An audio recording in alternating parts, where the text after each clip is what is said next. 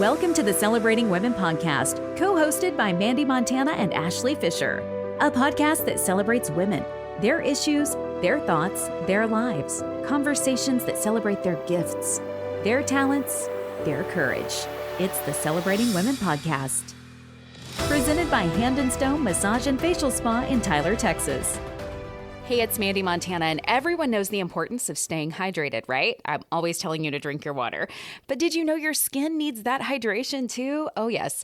Chelsea Everett, the lead esthetician at Hand & Stone Massage and Facial Spa in Tyler, is here to talk a little bit about that today. So you do want to moisturize, of course, morning and night. I always tell my clients to apply your leave-on products by consistency. So thinnest to thickest, the only difference in that is your sunscreen is always going to be last. So you'll start with your toners, your corrective serums, then your hydrating serums, and then you'll go in with your moisturizer after that. I always recommend putting moisturizer on while your skin is a little damp, so that we can really make sure that we're pushing that water into the skin. The moisturizer will also absorb that water and push that back into the skin too. Chelsea, thank you so much. See how the skincare professionals can help you look and feel your best at Hand & Stone in Tyler today. Stop by and make your appointment in the Cumberland Shopping Center or online at handandstonetyler.com. Welcome back to the Celebrating Women podcast. I'm Mandee Montana. Recently, Ashley and I had the pleasure of visiting with our friend, Pastor Kimberly Carney of Fairwood United Methodist Church in Tyler. Kimberly and I met through volunteer work in the Junior League of Tyler, and I invited her to sit in with Ashley and I to chat about life. We covered a variety of topics. Be sure to check out the previous episode for a deep dive into all the things. This episode focuses primarily on women in the Bible and how they are portrayed.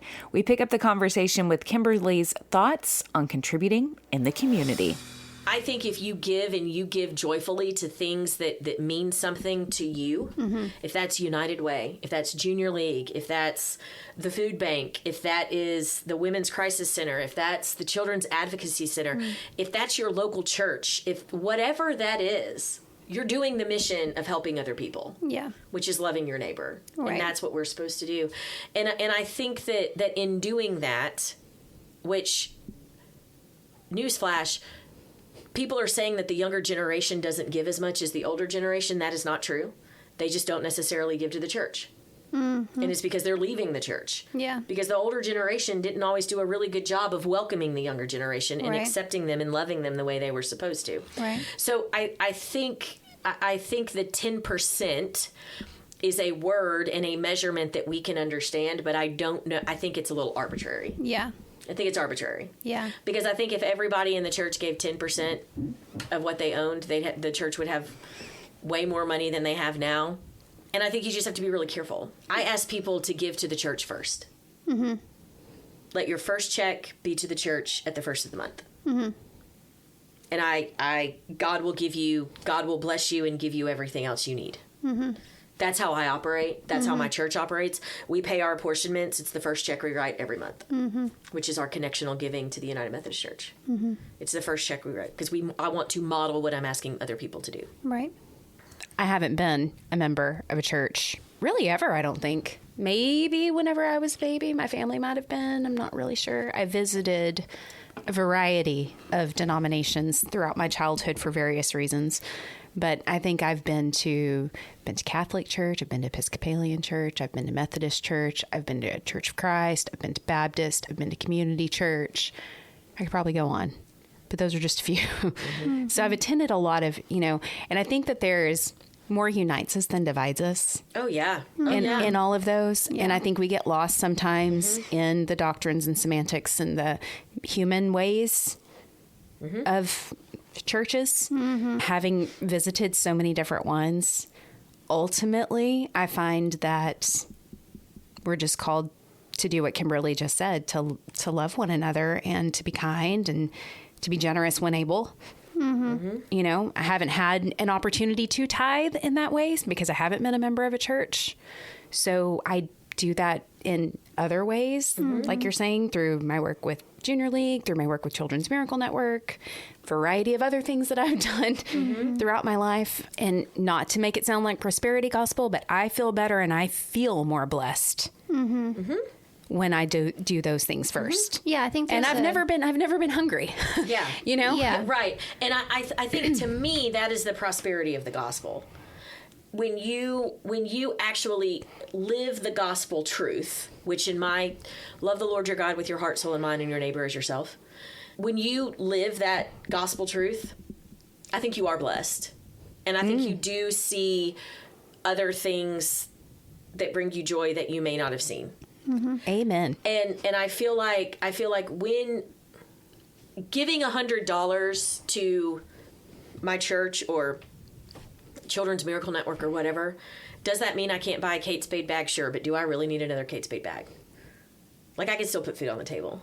Mm-hmm. Like, I can still put clothes on my back. I can still pay all my bills. Mm-hmm. That $100 added with other $100 is going to do more than, in this world than me having another Kate Spade bag. Right. Mm-hmm. And I think also we just live in a world that is so immediately self-gratifying. If it doesn't immediately make me feel good, why should I do it? Well, world's not, that's not truth. That's not how it is. Sometimes you do have to give when it hurts, but what does that hurt? Yeah. Mm-hmm. And how temporal is it? Yeah. If you know that if you know that you have another paycheck coming in 15 days, and you know what that paycheck is, and I'm speaking from a place of privilege, and I know that right now. Like, I can check my privilege in that. Same. But, like, I know a lot of people can't do that. Like, they do not know where their next paycheck's coming from, and they do not know how much it's going to be. Like, I am in no way, shape, or form saying that. But to prey on those kind of people with prosperity gospel and people who cannot put food on the table, people who literally do not know where their next paycheck is going to be, people who do not have health insurance for their child that has cancer at the age of 2, to prey on those people is, in my mind, absolutely sinful. And to insinuate that if they do this by faith, give that 10%, that God will bless the other things. Will maybe bring healing or maybe bring whatever. You know what that reminds me of? Okay, again, privilege. I have Apple TV. I feel like that's a massive privilege. I should just recognize it before I say this. I recently watched Lessons in Chemistry, which was based on a book. I haven't read the book, but I've heard it's also amazing. In the context of this story, the main character's father is a charlatan preacher. And does things, and this was set in the maybe 30s and 40s, revivals where there were maybe fireworks dropped or somebody fainted or, the things. Yeah. To me, that's what that sounds like. Of, let me put on a show, let me mask and deceive in order to receive. Yeah. Oh, yeah.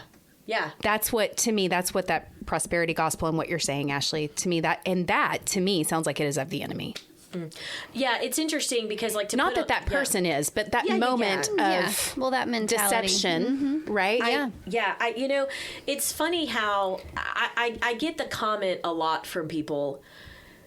You're the same person in the pulpit as you are out of the pulpit. My filter may be a little different in the pulpit than out of the pulpit, but if you're my friend, you're my friend. If you're my parishioner, you're my parishioner. And while there may be boundaries around that, I try my best to be authentically me wherever I am, because God called me.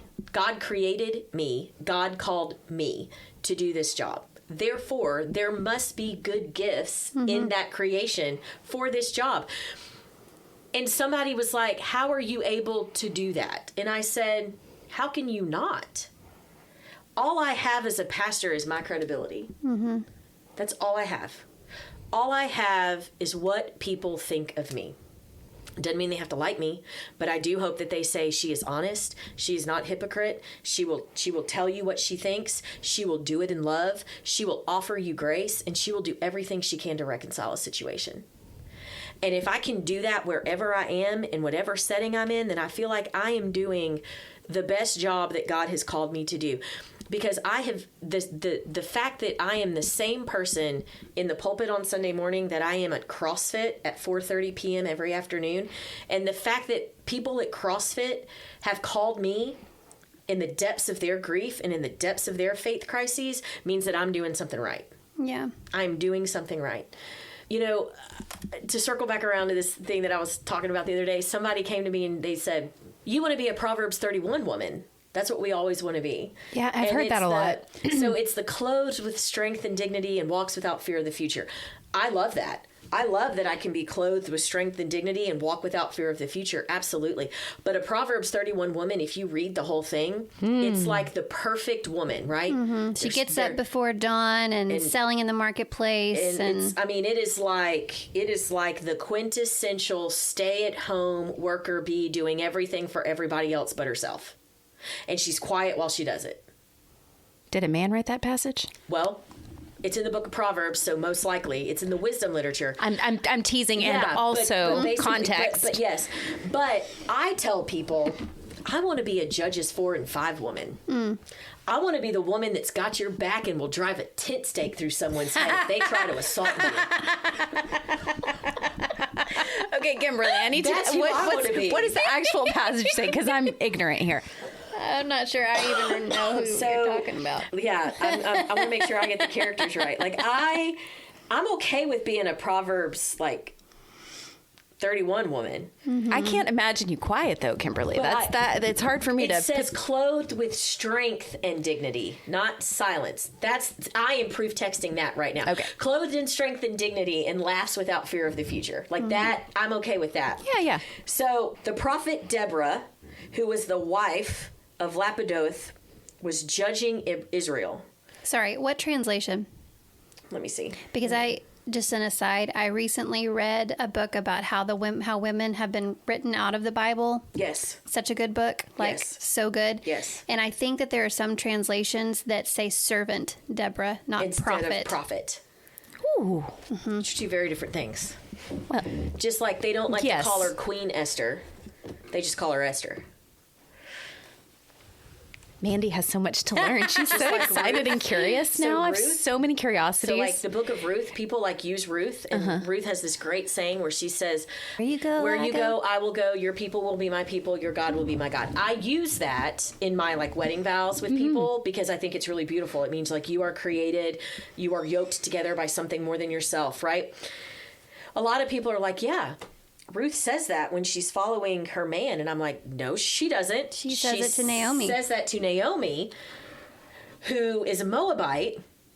Ruth is going with her because Naomi has been kicked out of her homeland. And because Ruth loves Naomi and has created this covenant with her, both of their husbands have died and they have no male heirs. So therefore they are on their own. Ruth says, I will stand by your side. You don't need a man. Where you go, I will go. Your people, even though they're Moabites, will be my people because they're yours. Your God will be my God. And when you look at it from that context, from that perspective and that context, it's at what point did women lose all of their authority and autonomy and purpose? And I still go back to the people that found the empty tomb did not have a penis. They didn't. Right. If it weren't for women, we would not know that the tomb was empty. We would not know of the resurrected Christ because the men were running and hiding for their lives from the Romans. The very first evangelist was a woman. Yes. Phoebe. Yeah. Hence, celebrating women. Anyway, sorry. You can edit that part out. I'm sorry. That's a little crass, but No, I mean, if you really want me to, I will. But I appreciate it because this is the point. It's Kimberly. This is the point. And I think we whitewash and we man wash the Bible to make it say what we want it to say because we're afraid of what it might actually say. Right. This is in our last conversation that Ashley and I had on our anniversary episode. I think I left it in. I might have cut it out. I think I left it in. I said, I'm going to say something and I'm just going to say it. But, I am privileged. Let me context. I know I am privileged. But white men are really privileged and get away with a lot. but I think in part because they've been controlling the narrative all along, right? Yeah. Including this one. Right. Like I'm looking... including the biblical narrative. The Making of Biblical Womanhood. Okay. By Rachel Held Evans. This one is Beth Allison Barr.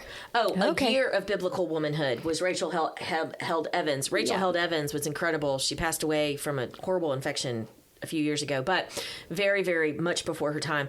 But Rachel Held Evans wrote a book called My Year of Biblical Womanhood, where she did everything that the Bible told women they had to do in the Old Testament, including sitting on the roof of her house when she was on her period. How fascinating. I bet it's hysterical. Is it? Is it funny? It's absolutely I bet it's hysterical. And she was like, and how I found myself sitting on the roof of my house during my period. Like, it is hysterical. That in her book, Searching for Sunday. Okay. Searching for Sunday is basically searching for what Sunday was supposed to be, which was the Sabbath, the day of rest, and how she did not find it in the church that she grew up in.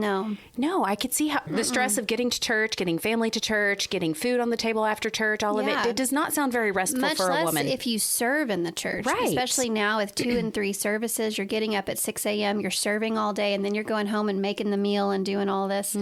Beth Allison Barr wrote The Making of Biblical Womanhood, How the Subjugation of Women Became Gospel Truth.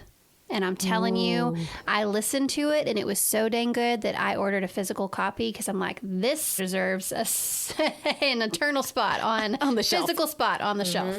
Oh, I got because chills. there are things in here made my jaw drop to the floor. Because what was originally intended, just like her saying, and I know this all went off of you saying Prophet Deborah, but it's because in so many translations, it's Servant Deborah. And it just perpetuates this idea that women were and are nothing but servants. I'm not saying and I'm not saying that we aren't to be servants, but we all are. But that wasn't God's only role for women. Yeah. So anyway, your Judges back to 4 and Judges. 5. Yeah. So Judges 4 and 5 woman. So the prophet Deborah, the prophet Deborah is trying to lead the people of Israel away, like into God's plan.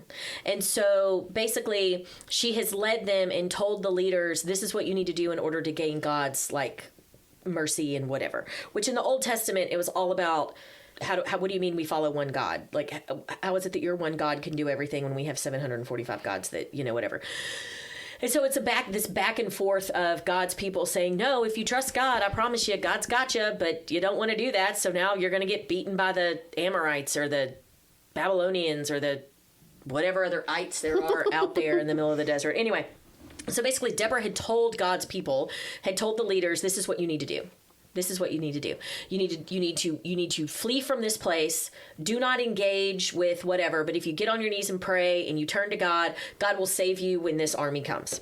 So here comes the army. I can't remember which ite it is at this point. But basically, Sisera and all of his chariots and forces were thrown into a panic before Barak. Sisera himself dismounted from his chariot and fled on foot. But Barak pursued the chariots and the army as far as he could go. The entire army of Sisera fell beneath the sword with not even one man surviving. So God's people prevailed, right? Sisera fled on foot to the tent of Jael, who was the wife of Heber the Kenite, for there was peace between Jabin, the king of Hazor, and the family of Heber. So basically, Sisera's like, okay, you beat me, now I'm going to like wreck your household. So Sisera goes into a tent. Now, tent is like bedroom. That's like Bible talk for well. So, and he said to her, the wife, Jael went out to meet Sisera and said to him, turn aside with me, do not be afraid. So he went with her, so she invites him in so that he won't get killed. He says, give me something to drink, I am thirsty. So she gives him something to drink and then covers him because that means he disrobed in front of her. So he thought... He was thirsty. So he was thirsty. So he was thirsty and trying to take advantage of Jael. Wow. So he says, stand at the entrance of the tent. If anyone comes and says, is there someone in here, say no. So that means he is now trying to take advantage of her. Now, is he the good guy? I'm confused. No, You lost he's me. the bad He's guy. the bad guy. Sounds like the bad guy. He's the bad guy. So she is trying to offer him water, help out the bad guy, right? Mm-hmm. Showing grace, if you will. And she's like, and he disrobes. And he disrobes and is like, girl. Well, y'all, if you ever do anything kind for a man, then that's they just obviously disrobe. what you want. You're asking for sex. Here, basically, here's water. Oh, my. Here's my penis. I'm just kidding. Anyway, so it's like this whole thing, right? Yeah. It's like, anyway, so it's like a whole thing. So then Jael, the wife of Heber, got a tent peg, took a mallet in her hand, and when Sisera was in deep sleep from exhaustion, she approached him stealthily and drove the peg through his temple and down into the ground, and he died. And when Barak came in pursuit of Sisera, Jael went out to meet him and said to him, "Come, I will show you the man you are looking for." So he went in with her, and there laid Sisera dead with the tent peg through his temple. Thus on that day, God humbled the Canaanite king before the Israelites. So God used a woman to drive a tent peg through a man's head into the ground who was going to take advantage of her to prove that God loved the Israelite people and forced the Canaanite king to submit to God. That's the kind of woman I want to be. Keep your dignity and self. Give me a tent peg. And you're going to the marketplace before the sun comes up. Keep that narrative and give me a tent peg, and I will run that. I will use my womanly wiles, give him something to drink in his thirst, and run a tent peg through his temple And in listen, order to save God's people. That is who I want to be. And put that in my obituary. If I am not that woman on the day of my death, then you can say she yearned to be a Judges 4 woman, but really she ended up being a Proverbs 31 woman. Clearly, Kimberly feels strongly about this. We enjoyed getting her point of view on things, and we hope to have her back on the Celebrating Women podcast in the future. If there's something you'd like to ask her or us, feel free to send us a voice message to celebratingwomenpodcast@gmail.com. The Celebrating Women podcast wants to hear from you. Email us a voice message to celebratingwomenpodcast@gmail.com. We would love to hear your story or the story of an incredible woman you know. Become part of the conversation on social media. Facebook.com/Celebrating Women Podcast. On Instagram, search Celebrating Women Podcast. The Celebrating Women Podcast has been presented by Hand and Stone Massage and Facial Spa in Tyler, Texas. Book your appointment today. Stop by the spa in Cumberland Shopping Center or online at handandstonetyler.com. The Celebrating Women Podcast is created and hosted by Mandee Montana and Ashley Fisher. Support the show for as little as $3 per month at celebratingwomenpodcast.buzzsprout.com or visit our show notes. Thank you for listening, and don't forget to subscribe to the Celebrating Women Podcast.